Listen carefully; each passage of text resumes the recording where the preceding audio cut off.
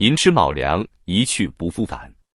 中国经济的支柱产业房地产，在过去1年遭受重创，泰山重叠，万马齐喑，令人揪心。曾经作为国民理财的香饽饽，如今成了燎原之火，不仅房企集体扑街，银行也叫苦不迭。A 股房企集体遭重挫，逾10家跌幅超50%。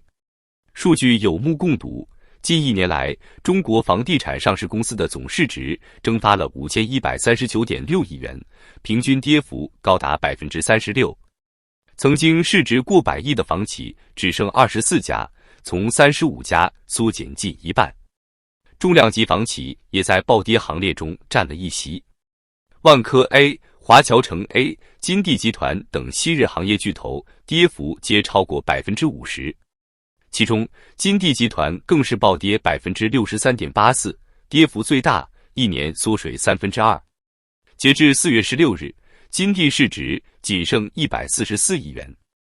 万科 A 作为房地产龙头，也未能幸免，跌幅达57.17%，市值锐减至765亿元。受流动性短期承压、烟台举报信事件等因素影响，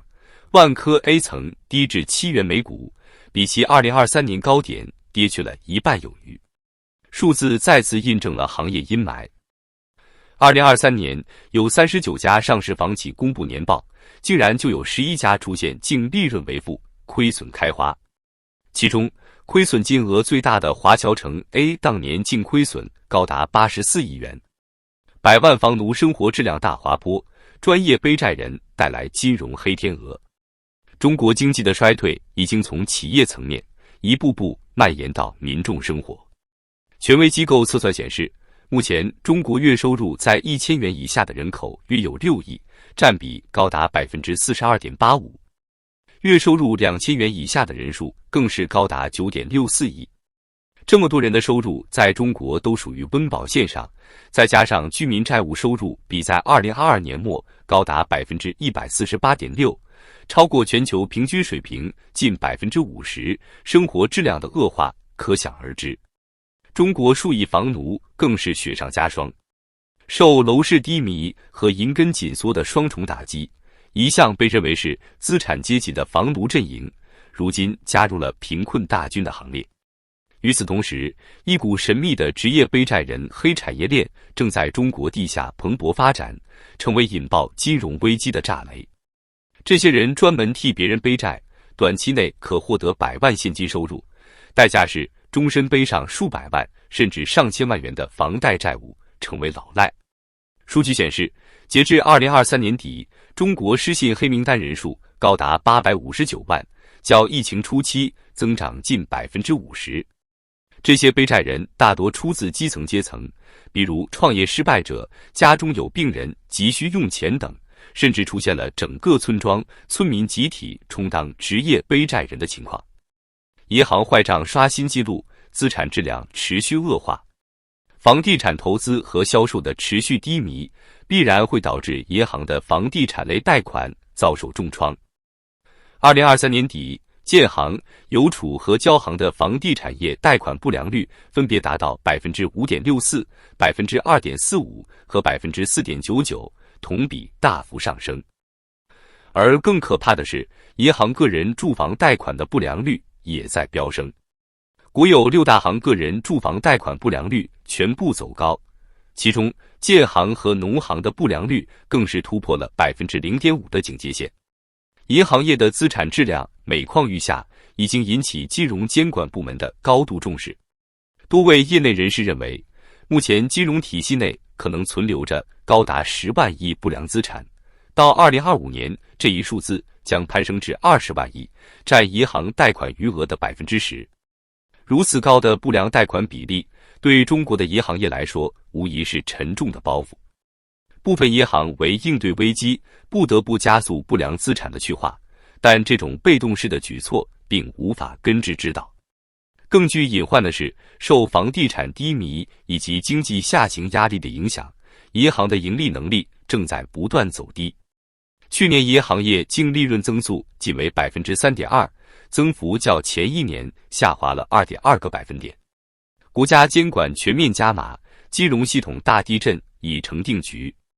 面对金融风险的不断加大，中国政府没有选择任何紧箍咒式的改革，反而是加大了金融领域的党管力度，试图以更多的行政手段来遏制风险。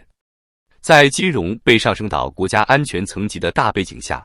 纪委、监察委和国安部门就对金融系统展开了密集的阴阳合击。2023年就有87名金融系统干部被查，其中包括8名中管干部。然而，更多党管并不等于更大的安全。富有讽刺意味的是，正是各级党委和纪委对金融系统的严密控制，才使得金融系统固步自封、僵化程度加剧、风险积聚，形成了定时炸弹。比如，恒大集团这个中国最大的僵尸企业的存亡，已经危及到中国最高决策层的权力核心。前司法部长唐一军的落马疑云，就与其向恒大输血的决定有关。体制内鬼通过利用金融系统的漏洞，在房地产领域大型骗贷和职业背债之风，正是金融体系出了大问题的铁证。有专家表示，如此大的体制性风险，恐怕不得不进行系统性的大手术，否则金融地震一旦来临，后果不堪设想。我们可以清晰地看到中国金融业在过去1年的阴沉气象。房地产行业的低迷拖累了银行的资产质量，而银行的恶性循环又加剧了楼市的颓势，形成了一种恶性循环。更令人担忧的是，从党管到国安介入，中国政府并没有意识到问题的关键并非缺乏监管，而是缺乏有效的体制改革。金融系统内部沦为利益集团把持的高危窝巢，任何外力的强力监管都无法根治。回顾中国改革开放40多年的历程，每当经济出现严重冲击时，体制弊端和改革阻力就会浮出水面。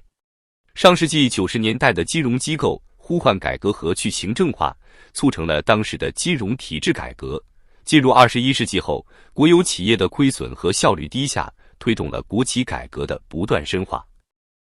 而今天的金融危机也同样折射出中国体制改革步伐落后于经济发展的症结。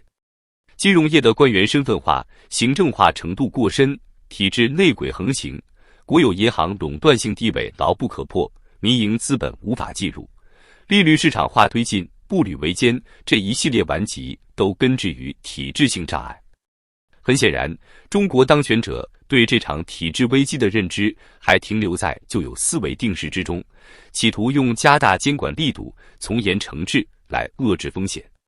但这些做法实际上无异于纸上谈兵，甚至可能适得其反。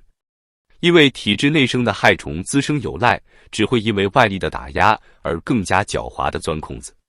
金融体系从颠簸走向稳定，必须以重塑监管体系为抓手，从根本上改变金融资源配置的扭曲格局，大刀阔斧地推进利率市场化，打破国有银行的垄断地位，引入民营资本和外资的竞争力量，才是防患于未然的根本之策。